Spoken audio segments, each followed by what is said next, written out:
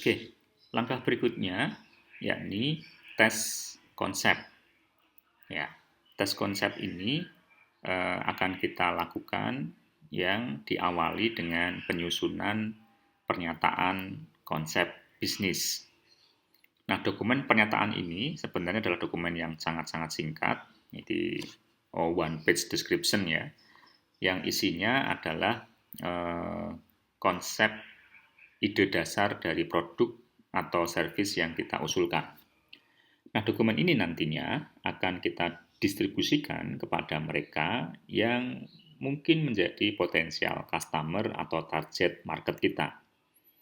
Kepada mereka nanti akan ditanyakan feedback-nya, yang nantinya dari feedback itu diharapkan kita, pelaku entrepreneur ini, mampu mengira-ngira tingkat kelayaan dari produk dan service yang kita sedang usulkan itu.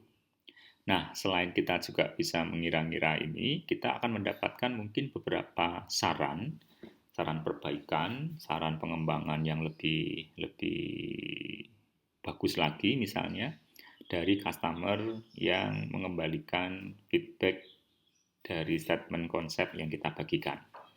Nah, berikut ini adalah contoh dari bisnis konsep untuk sebuah korporasi kecil yang memproduksi atau menjual minuman kesehatan.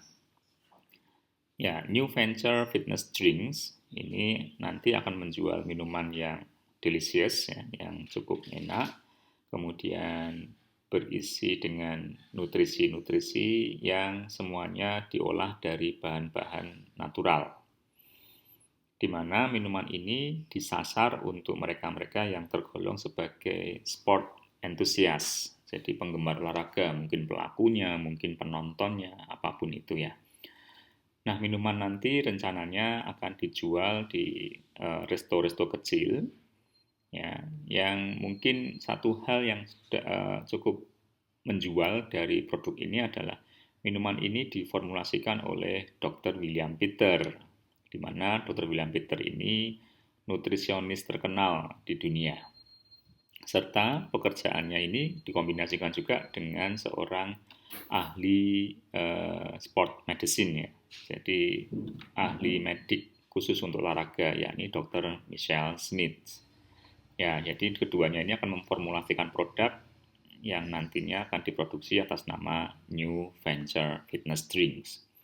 Siapa target marketnya? Seperti yang sudah sampaikan, target marketnya tentunya adalah penggemar olahraga, dan lokasinya disasar nanti they will all be located dekat dengan kompleks olahraga yang mungkin bisa jadi lapangan olahraga atau lapangan softball.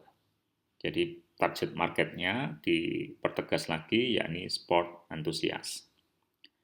Nah, kenapa kok kita memilih New Venture Fitness Drink ya? Jadi di sini nanti akan disampaikan bagaimana sih nyamannya kalau kita minum minuman yang ditawarkan di New Venture Fitness Drink ini, di mana di dalamnya nanti kondisinya furniturnya yang nyaman ya, ada meja, ada kursi, kemudian juga ada snack tambahan yang berkenaan dengan energi bar ya, jadi makanan minuman yang penambah energi. Ya, artinya situasi dibuat semenyenangkan mungkin, se-cheerful mungkin ya. Jadi kalau misalnya setelah menonton sepak bola, timnya menang, dia akan mampir ke dalam restoran ini dengan perayaan dan sebagainya, lingkungan yang cukup menyenangkan. Itu yang ditawarkan oleh New Venture Fitness Drink. Nah, apa yang tidak didapat dari restoran yang lain yang menjadi mungkin daya tarik dari bisnis ini? Nah, yang ditawarkan di sini adalah selain lokasinya yang dekat dengan pusat-pusat olahraga, di dalamnya ini juga disediakan sejumlah sejumlah monitor atau sejumlah display yang memungkinkan pihak restoran untuk menampilkan beberapa highlight yang mungkin 30 menit highlight ya, yang nanti diputar terus-menerus, yang isinya berkenaan dengan liputan event-event olahraga yang baru saja terjadi atau baru saja dilaksanakan di daerah tempat restoran itu berada. Sehingga orang bisa melihat ya beberapa misalnya penggemar penggemar Habib misalnya. Penggemar Habib kan suka sekali melihat secara berulang-ulang adegan event di mana ketika Habib mengalahkan Conor misalnya, sehingga dia akan menggunakan itu sebagai penambah daya tarik yang mungkin tidak dimiliki oleh restoran-restoran yang lain. Dan sebagai pembeda atau mungkin jaminan bahwa ini adalah perusahaan yang cukup bonafit, bisnis yang cukup prospek, yakni adalah di balik ini semuanya, manajemen timnya ada Jack Petty dan Peggy Will. Jack ini orang yang memiliki pengalaman 16 tahun ya untuk bisnis restoran, dan Peggy ini orang yang akuntan publik yang memiliki pengalaman juga di sebuah perusahaan akuntan ternama. Jadi paparan ini kita buat tidak perlu detail ya, karena kalau detail sekali malah justru ada kemungkinan ide bisnis kita itu akan dicuri oleh orang lain. Jadi konsepnya dibuat sesederhana mungkin, di mana dengan satu lembar ini orang bisa memahami produk apa yang mereka usulkan, kemudian siapa marketnya, bagaimana konsep bisnisnya secara singkat, apa yang tidak ada di perusahaan lain atau di restoran lain, serta siapa man behind the business ya. Jadi siapa orang di balik bisnis ini semuanya. Oke. Nah, itulah tadi bentuk konsep tes yang biasanya konsep tes itu juga bisa kita lengkapi juga dengan ini ya, beberapa langkah untuk menilai demand berkenaan dengan produk yang kita usulkan. Jadi ada metode yang paling gampang ya sudahlah ketemu langsung dengan customer-nya face to face, atau kita bisa menggunakan sejumlah online tool ya, misalnya untuk menganalisa tren, misalnya saja kaitan dengan buah. Saat ini mungkin buah apa yang paling disukai, kemudian nanti kalau pas musim kemarau saat suhu sangat tinggi, buah apa yang digemari, itu kita bisa lakukan searching trend melalui online tool ya. Atau ya kajian-kajian literatur melalui perpustakaan, internet, atau Gamsu Research. Ya, Gamsu Research ini seperti kita melakukan ini ya, investigasi terhadap sebuah situasi, sebuah fenomena. Misalnya kalau kita hendak menjual alat-alat pembelajaran untuk anak-anak misalnya, ya tentunya Gamsu Research yang kita lakukan adalah kita berinteraksi dengan lembaga pendidikan dasar ya, misalnya PAUD, atau mungkin informal ya, di PAUD, TK, di kelompok bermain. Kita stay di sana seminggu, 2 minggu, melihat interaksi antara guru dengan siswa, melihat interaksi siswa dengan siswa, dan melihat mungkin berbagai perangkat permainan yang digunakan. Itu Gamsu Research. Ya, langkah pertama yang mungkin bisa kita lakukan, alternatifnya adalah bicara secara langsung dengan potensial customer. Ya, ini menurut saya memang cara yang paling efektif ya untuk bisa mendapatkan tanggapan secara langsung berkenaan dengan produk atau layanan yang kita usulkan. Nah, cara ini tentunya pada akhirnya nanti adalah mengukur reaksi customer terhadap secara umum ya, terhadap produk yang kita hendak jual. Kemudian berdasarkan diskus itu mungkin juga akan ada beberapa poin yang kita catat sebagai bentuk improvement dari ide yang kita tawarkan. Betul memang beberapa kasus berdasarkan pembicaraan dengan customer ini kadang-kadang seorang entrepreneur malah mengabaikan ide awalnya, kemudian malah fokus ke ide-ide lain yang muncul setelah mereka melakukan diskusi dengan sejumlah potensial customer. Namun tidak jarang juga di luar perkiraan tentunya ya. Jadi ide kita ini bisa diterima dengan hangat oleh customer dan ya mempercepat proses kita selanjutnya untuk mulai merancang proses perencanaan bisnis atau bisnis plan.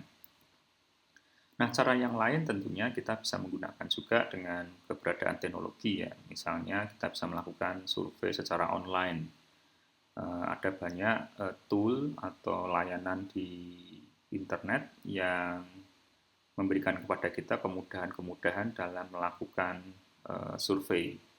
Kemudian kita juga bisa melihat query dari situs-situs yang menyediakan Q&A ya, seperti Quora itu, beberapa GitHub itu juga bisa yang menyediakan berbagai pertanyaan dari berbagai hal yang dijawab oleh siapapun yang menjadi anggota dari komunitas Q&A.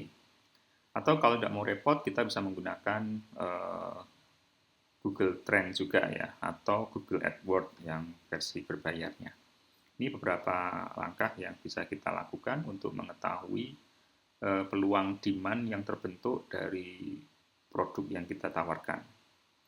Nah, ini untuk yang survei, kita bisa menggunakan layanan SurveyMonkey. SurveyMonkey memberikan layanan kepada kita untuk proses collect data yang lebih mudah, dan laporannya juga sudah tertata rapi, apalagi kalau kita menggunakan yang versi berbayar ya.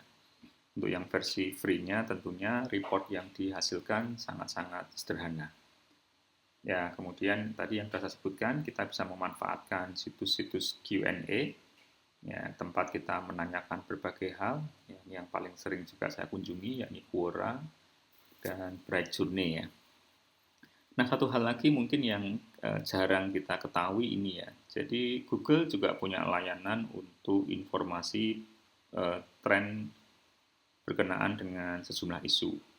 Nah, ini bisa dicoba sebagai contoh misalnya, ya ini saya masuk ke trendsgoogle.co.id. Kemudian tadi mungkin isu berkenaan dengan masker. Kita coba masker sehat gitulah misalnya.